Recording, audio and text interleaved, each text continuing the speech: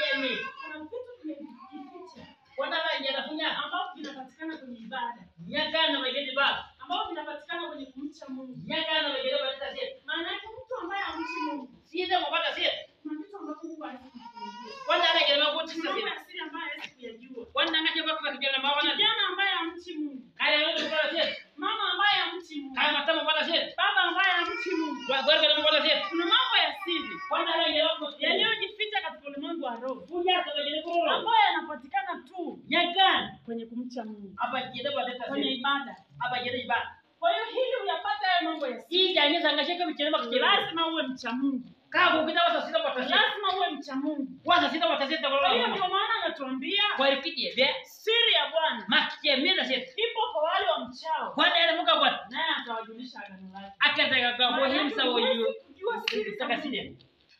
kama hauna muda wa kumwabudu Mungu. Yaweta mindon kata jabala na sita. Kuna watu hawaelewi Mungu yupo tu. Kwanza kukamanga ile kwanza Yupo tu. kwanza hapa hizi. Kumbe kuna siri zimejificha kwenye kumcha nani? Kwanza Nataka utambue hilo. Kuna siri zimejificha kwenye kumcha nani? Yeye baleta sita. Ndio maana Zaburi anatuambia siri ya Bwana ipo kwa wale wamchao. Mbi saburi kwa hiyo usipakianisha kwanza ile muka Nimeziona bwana. siri zilizoko ndani ya kumcha Mungu. Biona daya kani amakemeda kunya. Kunya wale tu Atata kumcha sa fukenya wale wale. tu wanaonyenyekea chini ya mgongo wake. Kanye kwenda kwa la humwa. Ndio maana tunaona kanisani Jana kanisa. vipawa vinainuka.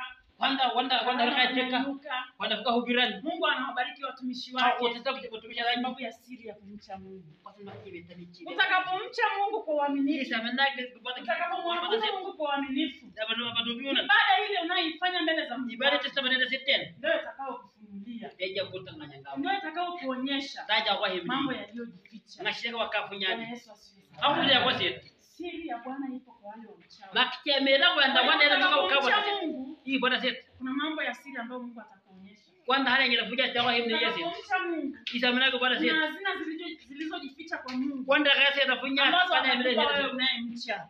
Kaenela ngisa watawa taseta bwana. Utapata kupendelewa na Mungu. Kaita kitaka akabali nyesi. Ndio maana ukikuta mtoto ambaye Kaira yipta yuko karibu sana na mama, nekeka mat. yuko karibu sana na baba, Nekekwan. kuna vitu vya siri atavijua. Kaya kwanza ngashika wakabo kwa bwana hii.